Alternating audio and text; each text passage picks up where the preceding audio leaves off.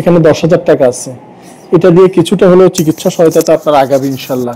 যারা দিয়েছে ওনাদের জন্য দোয়া করবেন। সবাই আল্লাহর নাম লইয়ে সাহায্য করছে, আপনিও করছেন। জি, দোয়া করবেন যারা দিয়েছে। হ্যাঁ, যারা দিয়েছে একজন ঠিক আছে। বিসমিল্লাহির রহমানির রহিম। দেশ এবং প্রবাস থেকে এই মুহূর্তে যারা দেখছেন সবাইকে আসসালামু আলাইকুম। আজকে আমি অবস্থান করছি বাংলাদেশের প্রথম বেয়ারিশ হাসপাতালে, বেয়ারিশ চিকিৎসা পুনর্বাসন কেন্দ্রে। নিঃস্ব অসহায় বেয়ারিশ মানুষদের শেষ আশ্রয়স্থল। সেই জায়গা থেকে আমাদের আসলে এটাই চালাতেই খুব কষ্ট হয়ে যায়। তারপর আমরা কিছু কিছু মানবিক কাজ করে থাকি এই রমজানে, এবং এই রমজানে প্রতিদিন আমরা চেষ্টা করি কোনো না কোনো একটিকে ভালো কাজ করার জন্য মহান আল্লাহর সন্তুষ্টির উদ্দেশ্যে।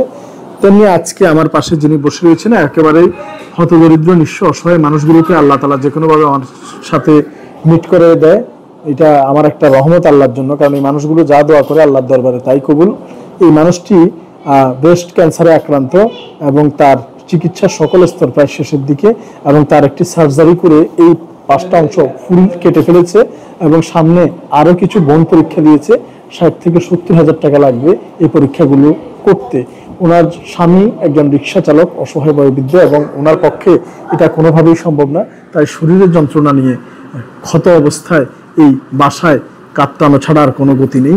কিন্তু আমাদের স্থানীয় এক মহিলা পুলিশ সদস্য আপু, তিনি তার এই অসহায়ত্ব দীর্ঘদিন যাবত আমার সাথে যোগাযোগ করে আসছিল, এবং অবশেষে আজকে আমি কথা দিয়েছি এবং ওনারা এসেছে। এবং যদি একটু বিলম্বিত হয়ে গিয়েছে, ওনার মেয়েও পাশে রয়েছে।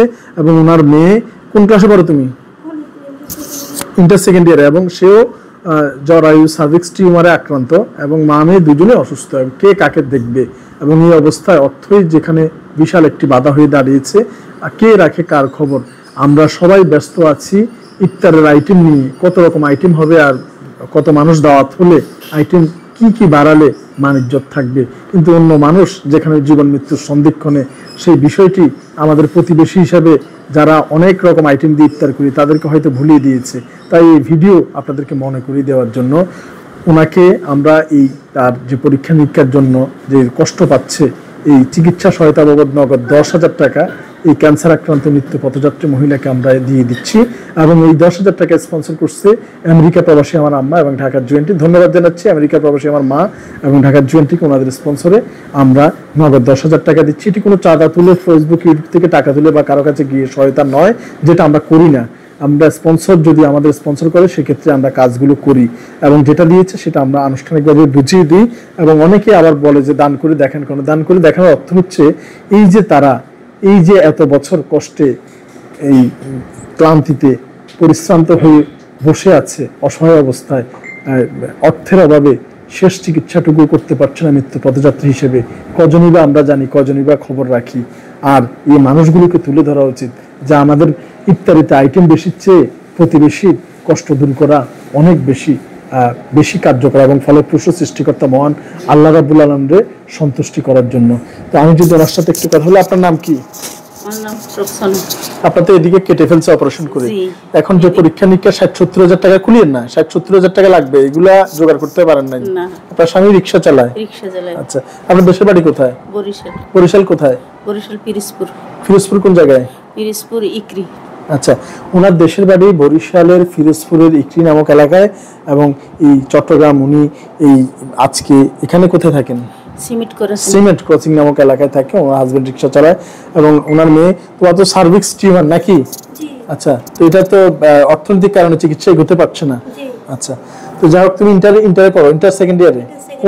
কোন কলেজ তোমার?